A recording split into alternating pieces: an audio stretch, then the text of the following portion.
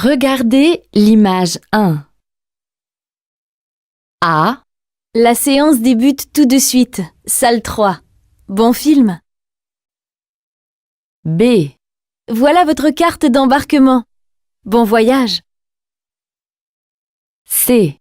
Votre table est juste devant vous. Bon appétit. D. Votre train part dans 30 minutes. Bon après-midi.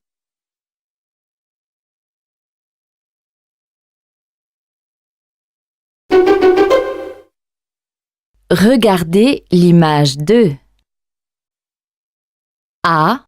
Alors, les cabines se trouvent à droite. B. Bien, ça vous fait 49 $. C. Oui, je vous apporte la taille en dessous. D. Vraiment, cette robe vous va très bien.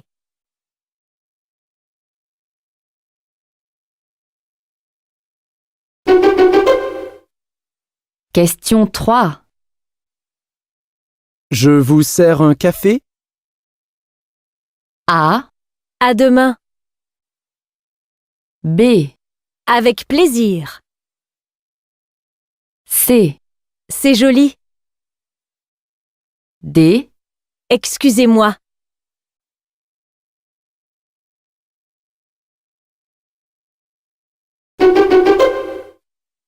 Question 4. Combien coûte un ticket de bus? A. 2 km. B. La ligne 4. C. 3 heures. D. 1,20 €.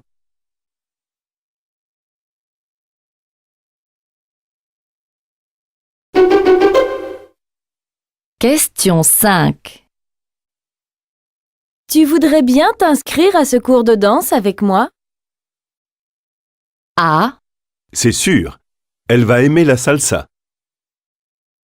B. D'accord. Si ça te fait plaisir. C. J'ai étudié le piano l'an dernier. D. Le professeur t'a appelé hier.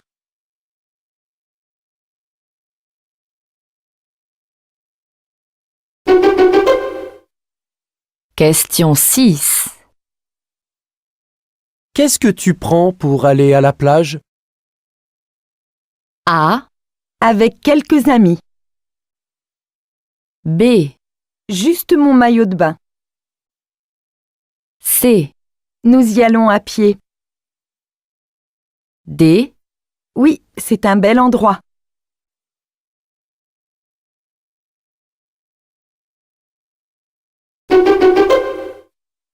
Question 7. Bonjour, je fais une enquête sur les Français et leur temps libre. Pourriez-vous me parler de vos loisirs préférés? A. J'adore jouer au tennis de table. B. Je préfère faire les courses en semaine. C. Je souhaite travailler en équipe. D. Je voudrais acheter une maison.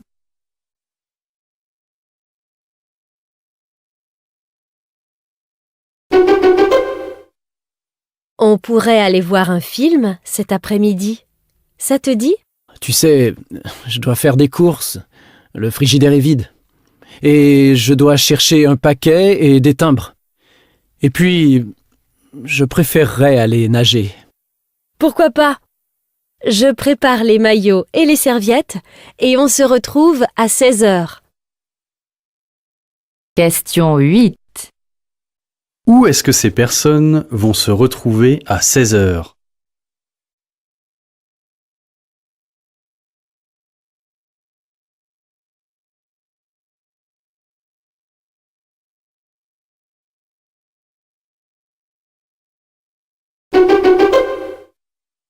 Bonjour, madame.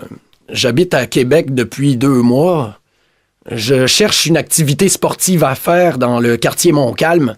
Pouvez-vous m'aider? Certainement, monsieur. Voici un catalogue avec de nombreuses informations utiles. Question 9. Qu'est-ce que cet homme veut faire?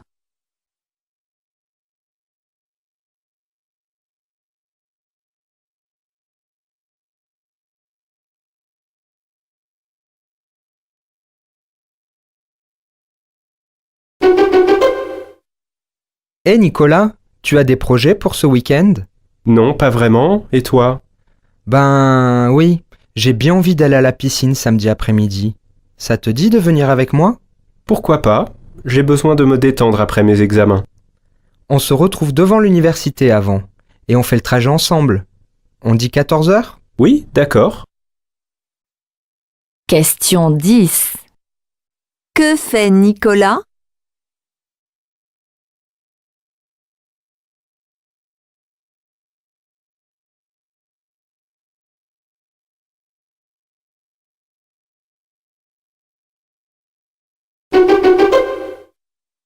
Alors, que pensez-vous de la maison?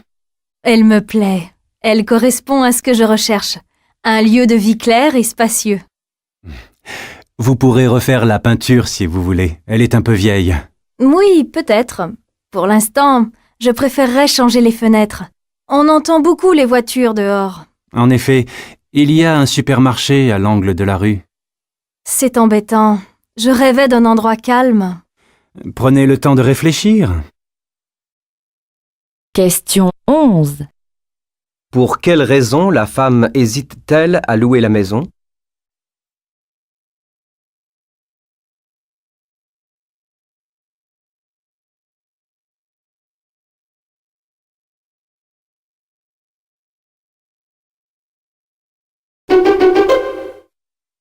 Alors, comment s'est passée cette première journée dans la vie active? Plutôt bien. Les collègues ont été très accueillants. Et avec ton chef? Tu m'avais dit qu'il était un peu froid. Ben, en fait, il a été très sympa. Il m'a présenté à toute l'équipe, fait visiter les locaux et montré mon bureau, qui est très grand. Je n'en revenais pas. Bienvenue dans le monde professionnel, Alex. Tu n'es pas au bout de tes découvertes. Question 12. Quel bilan Alex tire-t-il de sa première journée de travail?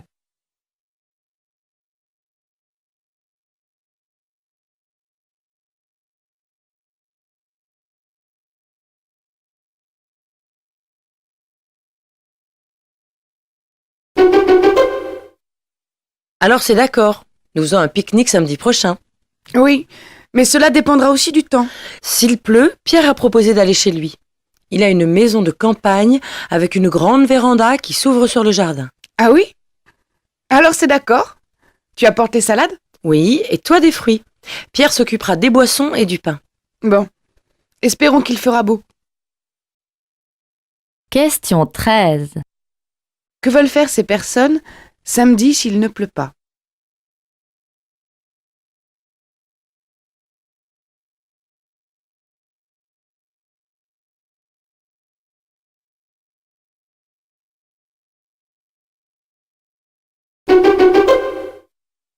Bonjour monsieur, je cherche la pharmacie Bollé. C'est dans le coin, je crois. Oh mon garçon, ça fait longtemps que c'est plus une pharmacie. C'est une laverie automatique maintenant.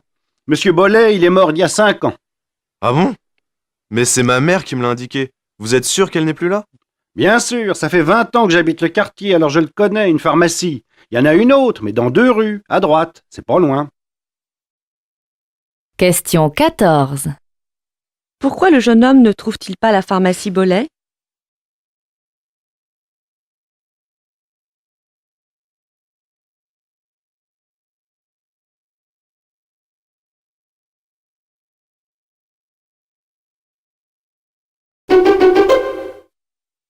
Rafika de Buffalo, bienvenue dans La Terre est belle. Bonjour Marc. Alors, nous sommes ravis de vous avoir à l'antenne parce qu'on n'a jamais eu personne de Buffalo. Vous allez nous apprendre des choses. Ça se trouve où déjà? Totalement à l'ouest de l'État de New York. C'est limitrophe du Canada. C'est drôle comme nom, il n'y a pas spécialement de buffle ou de choses comme ça? Non, D'après la légende, ça vient de Beaufleuve, un nom donné par les explorateurs français. Enfin, c'est l'histoire qu'on raconte. Question 15. Pour quelle raison Rafika intervient-elle?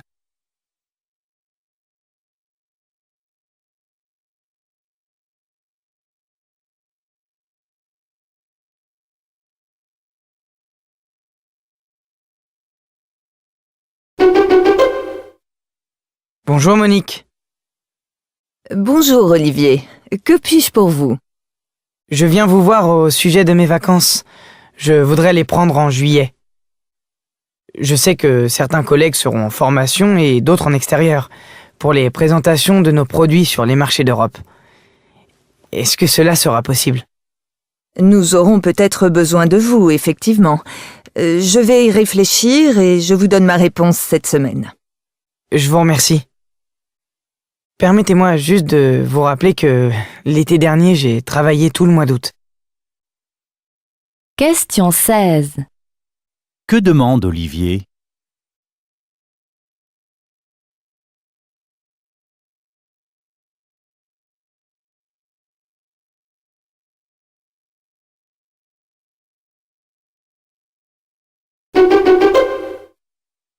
Bonjour madame, je suis venu hier ouvrir un compte, mais je n'ai pas bien compris quand je recevrai le chéquier commandé par vos soins. Pouvez-vous me rappeler votre nom et votre numéro de compte? Bien sûr, je m'appelle Cloutier, Pierre Cloutier. Voici mon numéro de compte ouvert hier dans cette agence. Très bien. Pour un premier chéquier, comptez au moins une petite semaine. Puis on le commande automatiquement et ça prend 48 heures. Voilà, il sera à votre disposition soit au guichet, soit envoyé en accusé de réception à votre domicile. Que souhaitez-vous? Eh bien, je préfère passer le prendre en fin de semaine. Je serai sûr de l'avoir. Très bien. À bientôt, monsieur. Question 17. Pourquoi l'homme se rend-il dans une banque?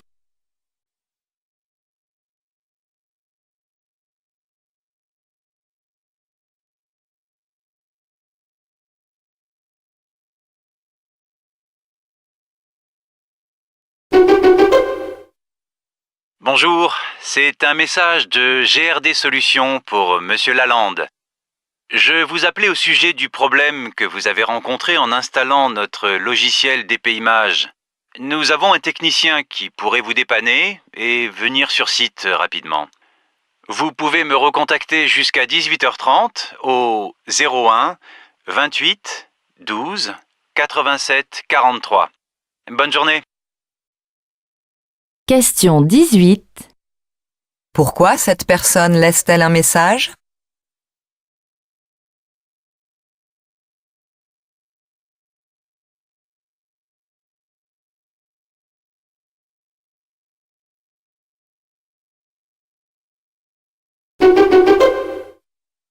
Bonjour Marc, c'est Marie. Tu viens au cinéma ce soir? Non, je suis désolé, je suis trop fatigué. Je vais rester chez moi. Quel dommage. Et pour le théâtre ce week-end? Oui, je viendrai. Par contre, je ne pourrai pas manger au restaurant. Question 19. Que fera Marc ce week-end?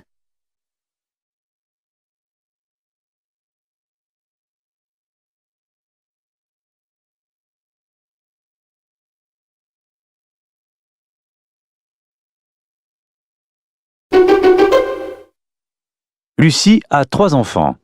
Pour Noël, ils ont reçu des jeux de société. Ces jeux les passionnent. Ils jouent beaucoup avec leurs copains ou encore avec leurs cousins. Mais, nous dit Lucie, mon fils de 6 ans provoque régulièrement des drames parce qu'il triche. Une situation à laquelle tous les parents de jeunes enfants sont un jour ou l'autre confrontés. Question 20. Quel problème cette mère rencontre-t-elle?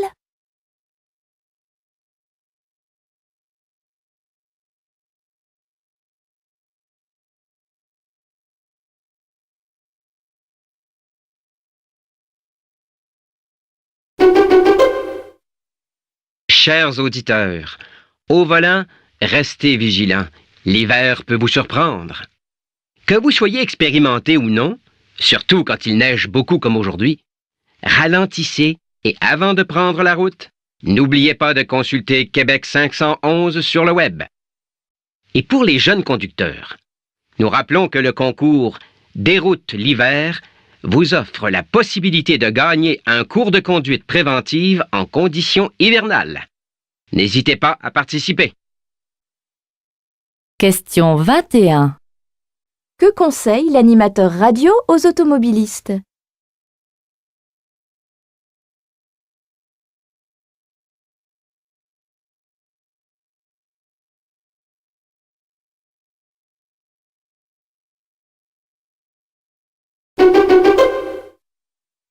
Parmi les victimes de la folie destructrice de l'homme, les abeilles. En cause, l'utilisation dans l'agriculture de pesticides très puissants, qui sont des poisons mortels pour les essaims d'abeilles, et conséquence inattendue, c'est finalement en ville que les abeilles finissent par trouver refuge. Écoutez le reportage de Gaël Le Tanneux. C'est le monde à l'envers. Aujourd'hui, les abeilles préfèrent la ville à la campagne. Car sur les toits, l'apiculteur n'a pas à craindre les effets des pesticides.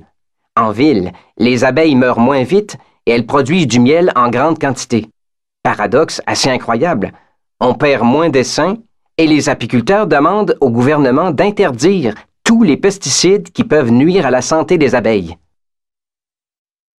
Question 22. Quel est le phénomène évoqué?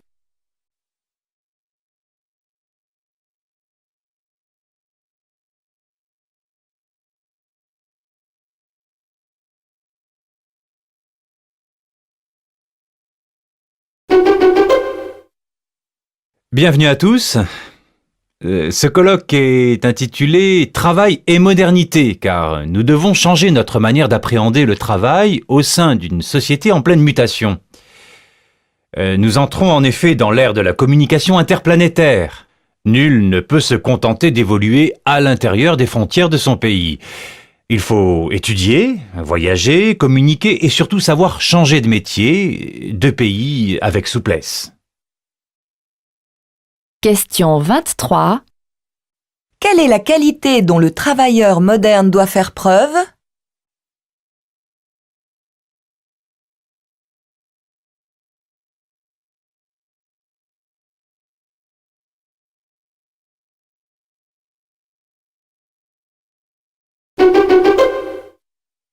Les Français sont de plus en plus nombreux à rechercher les loisirs de plein air.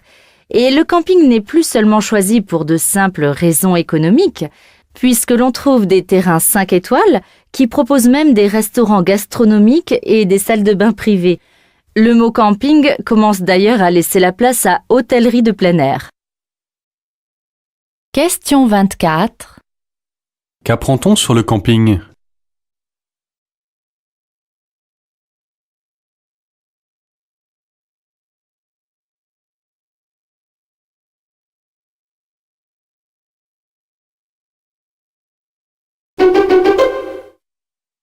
L'économie circulaire, c'est le réemploi, la réparation, le partage, la location et le recyclage des matériaux. Lorsque la matière redevient matière, la boucle, le cercle est bouclé. Oui, alors, et c'est le cas du secteur textile. Oui, depuis 30 ans, l'entreprise Le Relais collecte et trie les vêtements que vous ne voulez plus porter. Et depuis 30 ans, elle fait de l'économie circulaire, en fait sans le savoir, car à l'origine, il s'agissait surtout de réinsérer des personnes en difficulté. Question 25. Que nous apprend l'intervenante sur l'économie circulaire?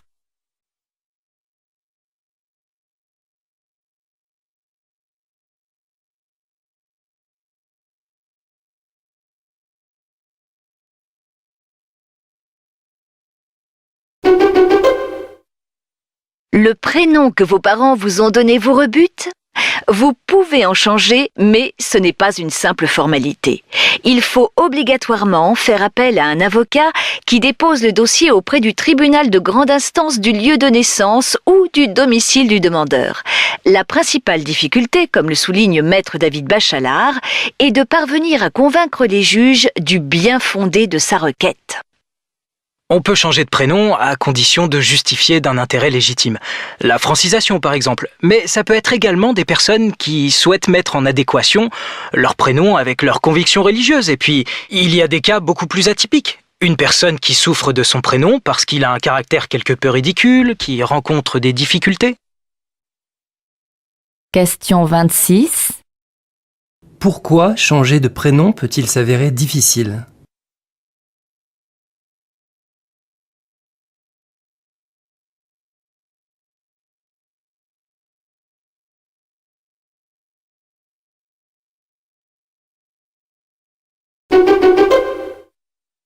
Allô, bonjour madame, c'est monsieur Étienne. J'ai reçu mon relevé bancaire et je vois que mon abonnement au service en ligne a augmenté de 5%.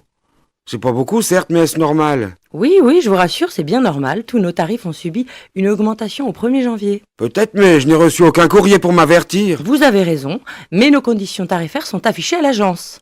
Cela ne justifie pas que vous n'avertissez pas vos clients. Alors je vous demande de résilier cet abonnement au plus vite. Question 27. Pourquoi le client demande-t-il la résiliation de son abonnement bancaire?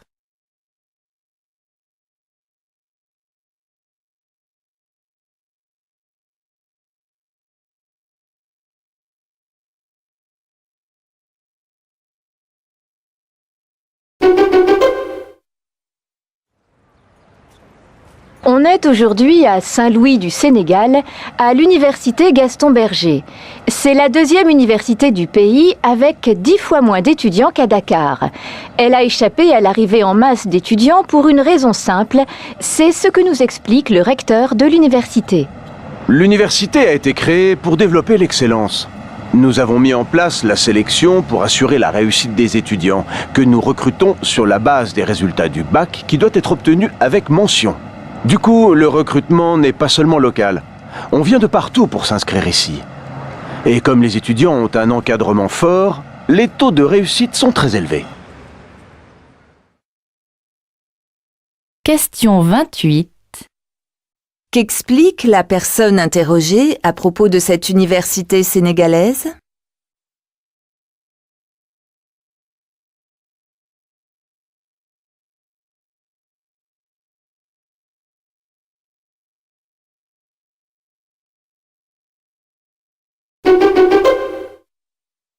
Et on termine avec vous, Jannick, qui vous posez une grande question existentielle. Marcher ou courir? Ça dépend, c'est ce qui ressort de quelques études récentes qui ont opposé les deux exercices et mesuré leurs effets. L'une d'elles a été publiée le mois dernier dans la revue Medicine and Science in Sports and Exercise. Conclusion, en ce qui concerne la perte de poids, c'est la course qui l'emporte haut la main. Les coureurs sont plus minces, moins de surcharge pondérale que les marcheurs et passé l'âge de 55 ans, c'est encore plus vrai, même si le nombre de kilomètres parcourus à la course par semaine est minime. Il y a une différence entre les coureurs et les marcheurs et la cause pourrait être l'effet de la course sur l'appétit. Question 29. Selon le chroniqueur, que permet la course par rapport à la marche?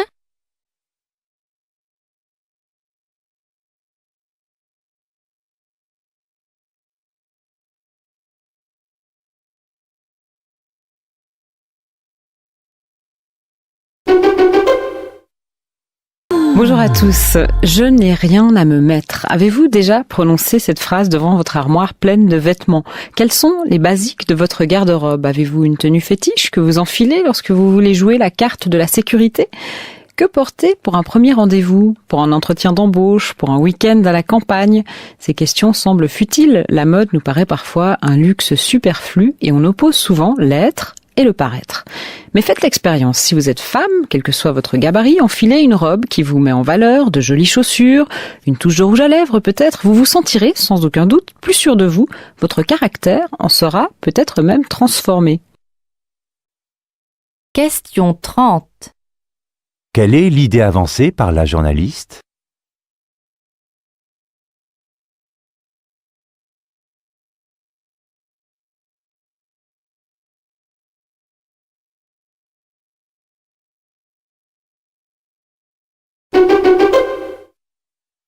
Les moins de 30 ans ne représentent que 10% des locataires. Pourtant, ils dépensent plus pour se loger, en moyenne 6 000 € par an, soit 42% de plus que les autres. Ils ont également des revenus plus faibles que leurs parents au même âge, alors qu'ils sont nettement plus diplômés. Et la différence en France est nettement plus importante que dans les pays européens comparables. Mais ça ne freine pas leur envie de consommer, hein. Il en faudrait plus. Le Crédoc constate que leur appétit de consommation est plus important que celui de leurs aînés, d'autant plus que peu intéressés par les structures sociales existantes, les jeunes s'identifient à des groupes dont le point commun est justement la consommation. C'est le règne de la consommation symbole et le triomphe du marketing. Question 31. Qu'est-ce qui différencie les moins de 30 ans des générations précédentes?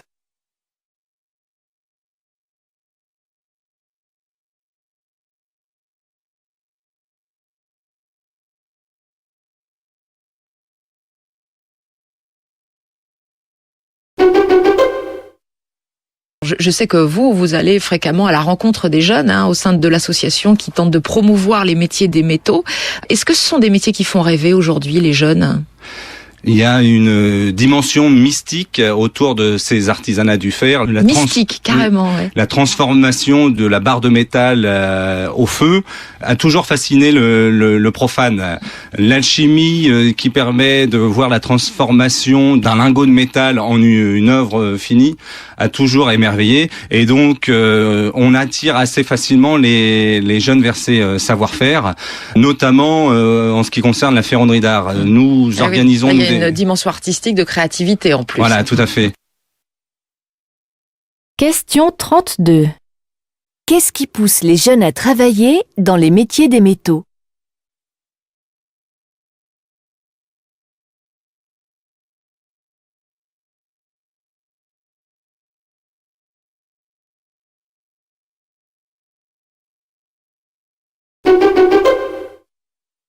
Il y a certains légumes qui sont moins bien connus que d'autres.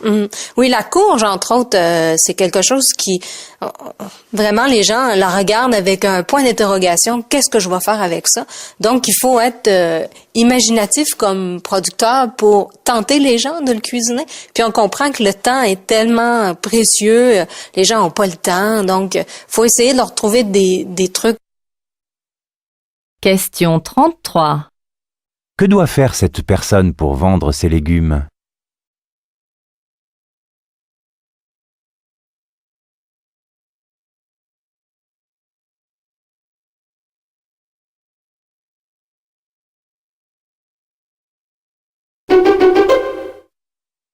Déjà à l'âge de 4-5 ans, on peut dire, ils sont attirés par des marques, ils veulent avoir leur look.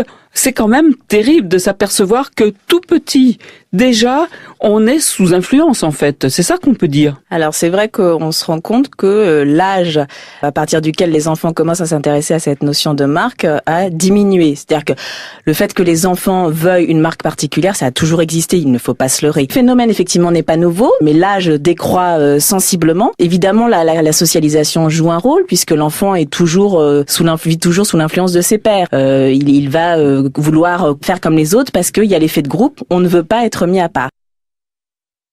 Question 34. Qu'est-ce qui explique le comportement des enfants en matière de vêtements ?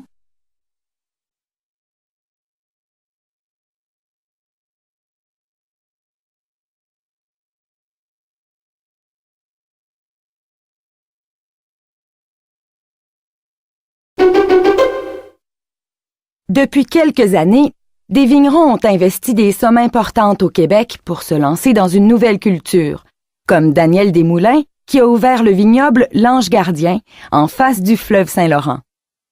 Faire du vin au Québec, c'est un challenge. Je serais peut-être pas parti là-dessus il y a 20 ans, mais je trouvais que les produits étaient de mieux en mieux et c'est pour ça qu'il y a 10 ans, avec ma femme, on a dit « on va se lancer ». Dans le vin, je pense que l'on a des produits extrêmement intéressants parce qu'il y a un petit peu d'acidité. Puis, il y a toujours le vin de glace. On a la température pour ça. On cueille le raisin fin décembre, début janvier. Question 35. Qu'est-ce qui a décidé Daniel Desmoulins à démarrer son activité?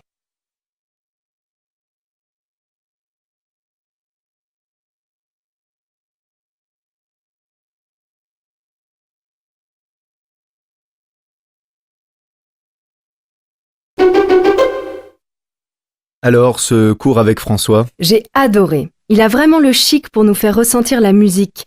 Ça m'a vraiment donné envie de continuer du coup. Combien coûte le trimestre? C'est 15 € l'heure, mais si vous prenez un abonnement, ça vous reviendra moins cher. Et quelles sont les conditions?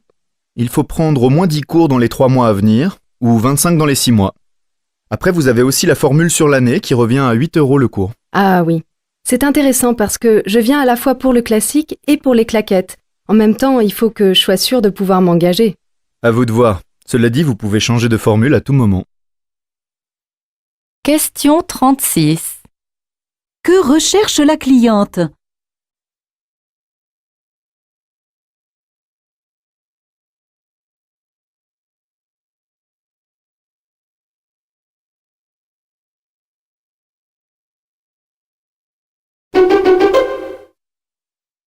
Bonjour à tous, Noël est passé, et bien maintenant on va s'intéresser aux jouets et à leur conception. Je pensais que on pouvait pas mettre un jouet sur le commerce s'il n'était pas sain pour les enfants et pour les grands aussi, parce qu'il y a des grands qui jouent aussi un petit peu, normal. Alors il est vrai que pour les jouets, il existe des réglementations qui s'appliquent, notamment sur l'interdiction de certaines substances chimiques qui ne doivent pas être présentes dans les jouets, ou alors avec une limite de concentration à ne pas dépasser.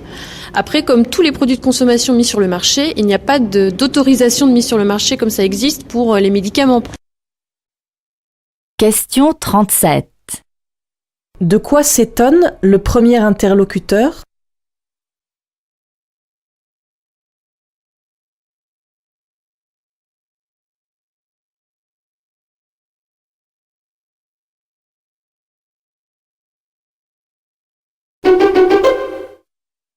Avant-hier, dans une tribune officielle, une élue française a brisé un tabou, et sans doute heureusement.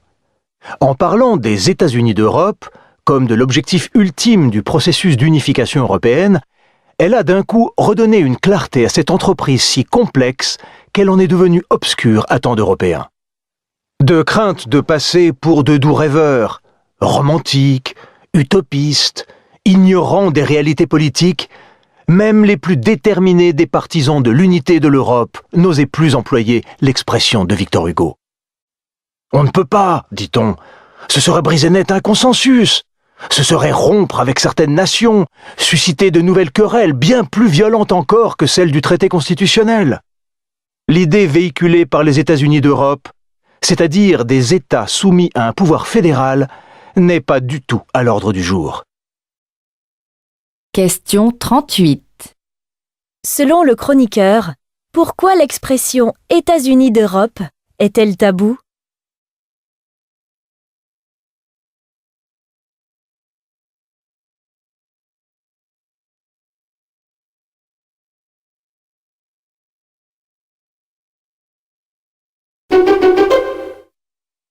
Peut-être aurais-je dû moi aussi faire l'acquisition de l'un de ces nombreux manuels du bonheur proposés par la librairie Erol.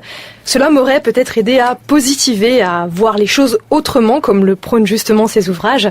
Ainsi, je ne serais pas rentrée avec la sensation un peu déprimante, je dois le dire, que pour être heureux, eh bien, il faut faire des efforts. Le bonheur n'est pas inné, nous disent les spécialistes, il s'apprend. Et donc au rayon bonheur de la librairie, donc je n'invente pas, il y a bien une étiquette bonheur sur un rayon.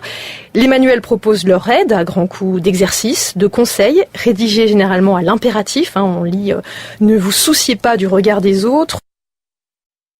Question 39. Quelle conclusion la journaliste tire-t-elle de sa visite dans cette librairie?